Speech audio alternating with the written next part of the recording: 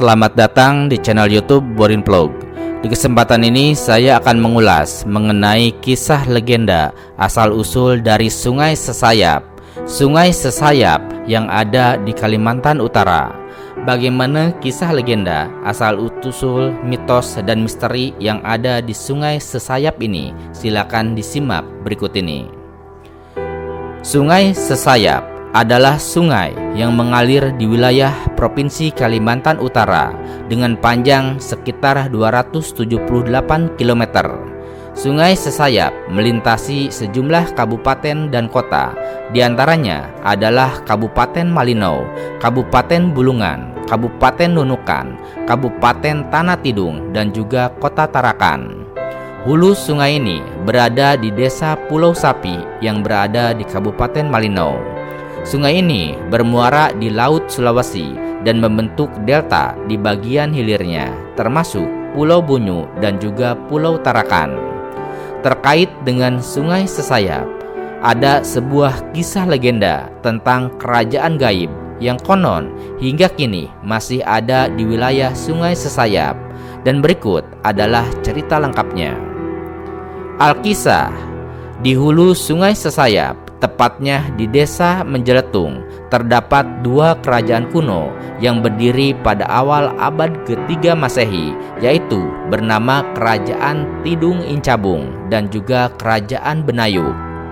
Dua kerajaan ini memiliki hubungan erat di mana Kerajaan Tidung Incabung dipimpin oleh Niril yang merupakan saudara dari Benayuk yang memimpin Kerajaan Benayuk.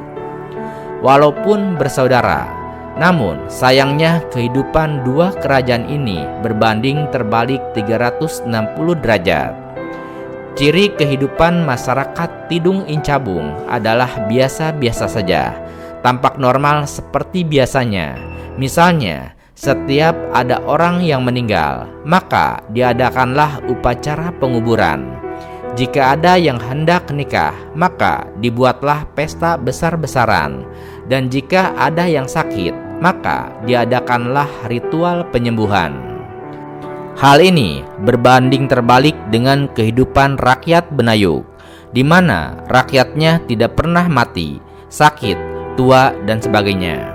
Karena Benayuk memiliki pohon ajaib yang dinamakannya dengan nama pohon Tenggilan Nagas. Pohon ini memiliki kekuatan magis yang dapat menghidupkan orang mati, menyembuhkan orang sakit, memudahkan kembali umur seseorang, dan lain sebagainya. Hanya dengan bersandar atau melewati pohon tersebut, bahagialah Benayuk bersama rakyatnya karena mempunyai pohon ajaib tersebut. Akan tetapi, pohon tersebut yang dapat pula berbicara memberikan satu syarat, yaitu Benayuk dan juga rakyatnya tidak boleh mengadakan acara, pesta, dan keramaian lainnya. Maka setujulah Benayuk bersama rakyatnya atas persyaratan tersebut. Namun, beberapa tahun kemudian terdengarlah sebuah acara kenduri yang diadakan oleh Niril dari Kerajaan Tidung Incabung, yaitu saudara Benayuk. Alhasil, Benayuk pun lama-kelamaan merasa iri bila saudaranya tersebut dapat mengadakan kenduri yang besar. Karena rasa iri itulah, rasa iri yang sangat mendalam, maka Benayuk pun berniat untuk mengadakan kenduri besar-besaran pula. Namun, Benayuk dan rakyatnya tidak mengerti bagaimana caranya untuk mengadakan kenduri atau pesta tersebut. Dan karena tidak mengerti cara berkenduri, maka mereka membuat acara dengan mengawinkan ikan hiu dengan ikan pari. Maka bergembiralah Benayuk bersama rakyatnya. Selang beberapa saat kemudian, datanglah badai dan angin ribut yang sangat dahsyat yang kemudian menghancurkan kampung Benayuk. Mereka yang terkejut langsung lari menyelamatkan diri. Mereka yang ke darat kemudian berubah menjadi babi hutan, dan yang lari ke Sungai Sesayap kemudian berubah menjadi patung dan juga ikan pari dan juga hiu. Dan akhirnya wilayah kerajaan Benayuk pun juga terendam dan sirna oleh arus Sungai Sesayap.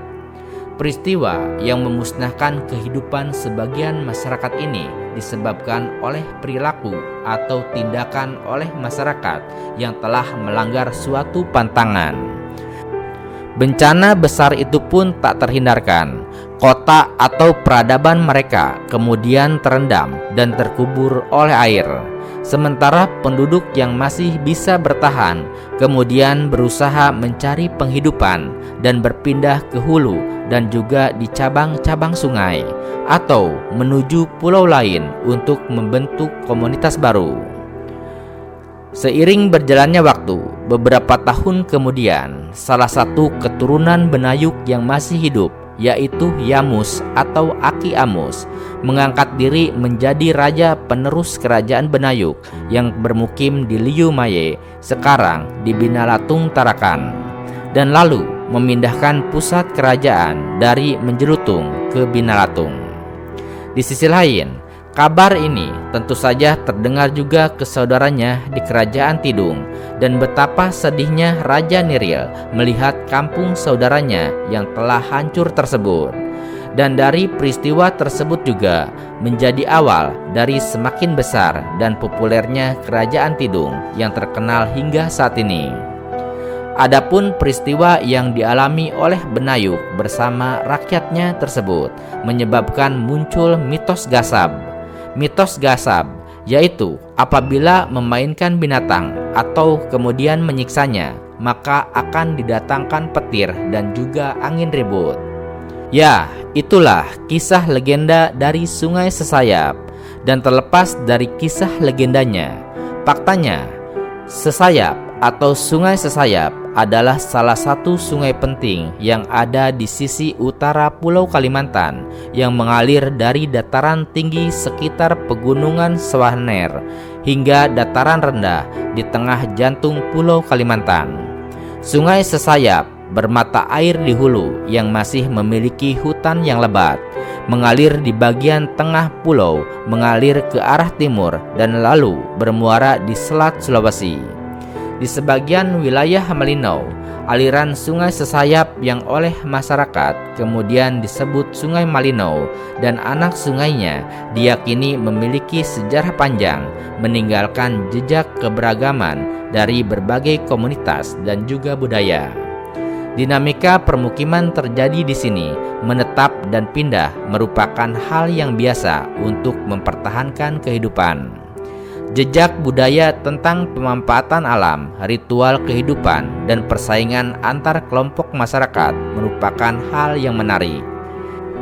Ya, Sungai Sesayap termasuk sungai penting yang merupakan jalur perpindahan orang dan barang.